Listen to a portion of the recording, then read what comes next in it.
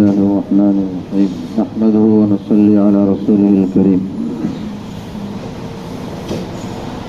ইস্তিকবাল এবং ইস্তিদবার কিবলা এই বহস নিয়ে আলোচনা হচ্ছিল। এই ব্যাপারে আইম্মাদের বিভিন্ন আকওয়াল। তো পয়লা কৌল, এটা কোনো জায়গার সাথে খাস কিনা।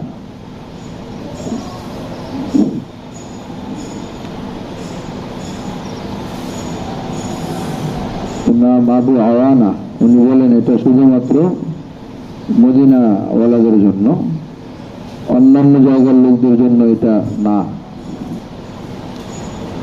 আর ইমাম ইবনে সিরিন রহমতুল্লাহ আলী বলেন যে এটা শুধুমাত্র কাবার সাথে খাস না।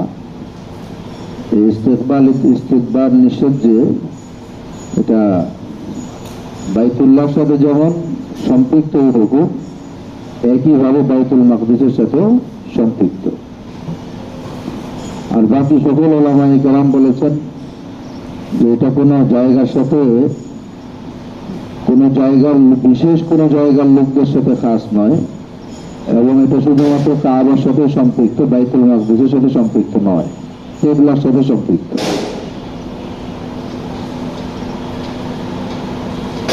সকল ওলামাদের মধ্যে আবার ইখতিলাফ হয়ে গেছে। এক ফরিক বলেন যে ইস্তিকবার সর্ব হালতে জায়েজ। এই কওলের কায়েল হলো দাউদ জাহেরি। আর সাহাবীদের মধ্যে এই কওল এর কায়েল ছিলেন হযরত আম্মা জান আয়েশা রাদিয়াল্লাহু তাআলা আনহা।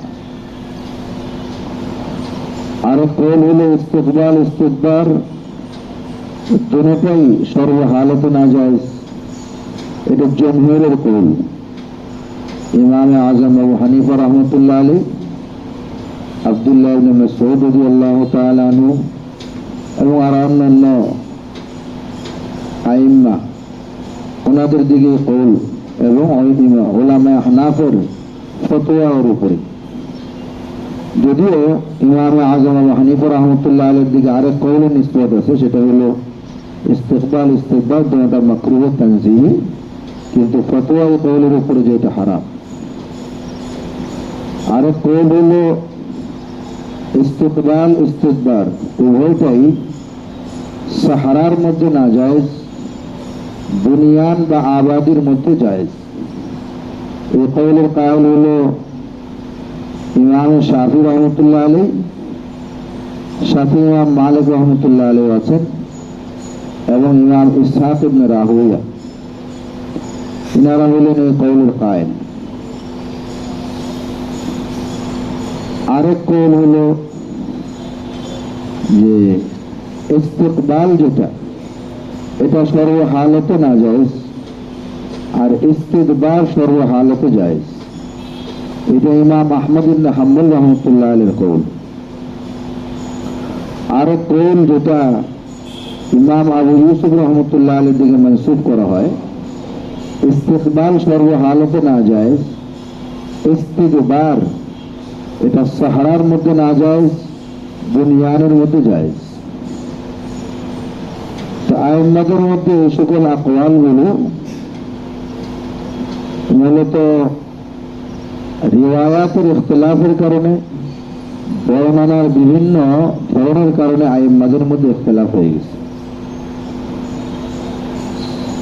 জামে তিরমিজির মধ্যে 3টা রিওয়ায়াত উল্লেখ করেছেন ইমাম তিরমিজি রাহমাতুল্লাহ আলাইহি। বাবুন ফিন নাহি আন ইস্তিকবালিল কিবলা বিগাইতিন আও বাউলিন, এর মধ্যে উনি উল্লেখ করেছেন আবু আইয়ুব আনসারী রাদিয়াল্লাহু তাআলা আনহুর রিওয়ায়াত, যার মধ্যে স্পষ্ট মানা আছে ইযা আতাইতুমুল গায়তা ফালা তাস্তাকবিলুল কিবলা বিগাইতিন ওয়ালা বাউলিন ওয়ালা তাস্তাদবিরুহা। সাফ পরিষ্কারভাবে নিষেধ। এটা হলো নিষেধাজ্ঞার হাদিস একটাই। আর আবু আইয়ুব আনসারী রাদিয়াল্লাহু তাআলা আনহুর রিওয়ায়াত বিভিন্ন সনদে বর্ণিত হয়েছে, বাকি নিষেধাজ্ঞার রিওয়ায়াত একটাই। ইমাম তিরমিজি রাহমাতুল্লাহ আলাইহি রিওয়ায়াতের ব্যাপারে বলেছেন আহসানু শাইইন ফি হাযাল বাবি ওয়া সাহ। রিওয়ায়াতটা এই বাবের মধ্যে সবচেয়ে বেশি সহিহ, সনদান সবচেয়ে বেশি রাজিহ এবং গ্রহণযোগ্য আবু আইয়ুব আনসারী রাদিয়াল্লাহু তাআলা রিওয়ায়াত। দ্বিতীয় রিওয়ায়াত হযরত জাবির ইবনে আব্দুল্লাহ থেকে, হযরত জাবির ইবনে আব্দুল্লাহ রাদিয়াল্লাহু তাআলা আনহু থেকে রিওয়ায়াত, নাহান নবী সাল্লাল্লাহু আলাইহি ওয়াসাল্লাম আন নাস্তাকবিল আল কিবলাতা বিবাউলিন ফারাআইতুহু ক্বাবলা ইউকবাযা বিআমিন ইস্তাকবিলুহা। আমি নবী করিম সাল্লাল্লাহু তাআলা আলাইহি ওয়াসাল্লাম প্রথমত মানা করেছিলেন কিবলার দিকে ফেরার জন্য, ইস্তিনজার সময় কিবলার দিকে ফেরা থেকে নিষেধ করেছিলেন, কিন্তু ইন্তিকালের পূর্বে 1 বছর পূর্বে আমি দেখলাম নবী করিম সাল্লাল্লাহু আলাইহি ওয়াসাল্লাম ইস্তাকবিলুহা, বাইতুল্লাহর দিকে কিবলার দিকে মুখ করে ইস্তিনজা করেছেন। এখানে স্পষ্টভাবেই এই ইস্তিকবাল কিবলার জাওয়াজ এবং বৈধতা প্রমাণিত হয়। 3 নম্বর রিওয়ায়াত আব্দুল্লাহ ইবনে ওমর রাদিয়াল্লাহু তাআলা আনহুমা, এটা ইমাম তিরমিজি রাহমাতুল্লাহ আলাইহি উল্লেখ করেছেন। ইবনে ওমর রাদিয়াল্লাহু তাআলা বলেন, রাকিতু ইয়াওমান আলা বাইতি হাফসাতা, একদিন আমি হাফসা ওনার বোন, ওনার বাড়ির উপরে আমি উঠলাম। ফারাআইতু নবী সাল্লাল্লাহু আলাইহি ওয়াসাল্লাম আলা হাজাতিহি, দেখলাম নবী করিম সাল্লাল্লাহু আলাইহি ওয়াসাল্লাম নিজের কাযায়ে হাজাত পুরা করছেন। মুস্তাকবিল শাম, শামের দিকে ফিরে, মুস্তাকবিল কাবা, কাবার দিকে পিঠ করে। তো মদিনা শরীফ থেকে উত্তরে হলো শাম আর দক্ষিণে হলো কাবা। তো কাবার দিকে পিঠ করে শামের দিকে মুখ করে নবী করিম সাল্লাল্লাহু আলাইহি ওয়াসাল্লাম ইস্তিনজা করতেছেন। ইমাম তিরমিজি রাহমাতুল্লাহ আলাইহি হাদিসের ব্যাপারে বলেছেন, হাযা হাদিসুন হাসানুন সহিহুন, এটা হলো হাসান এবং সহিহ, হাসান সহিহ রিওয়ায়াত। তাহলে আবু আইয়ুব আনসারী রাদিয়াল্লাহু তাআলা রিওয়ায়াতটা সবচেয়ে মজবুত সনদে বর্ণিত হয়েছে। এরপরে সবচেয়ে মজবুত সনদ হলো ইবনে ওমর রাদিয়াল্লাহু তাআলা আনহুর রিওয়ায়াতটা। এই দুটো সনদ কাবিল ইস্তিদলাল, এর উপরে কোনো কালাম করা যাবে না। তাহলে বৈধতার পক্ষে হাদিস মজবুত একটা আছে এবং বৈধ নয় এর পক্ষে যে হাদিস সেটা সবচেয়ে বেশি মজবুত, বাকি দুটোটা কাবিল ইস্তিদলাল।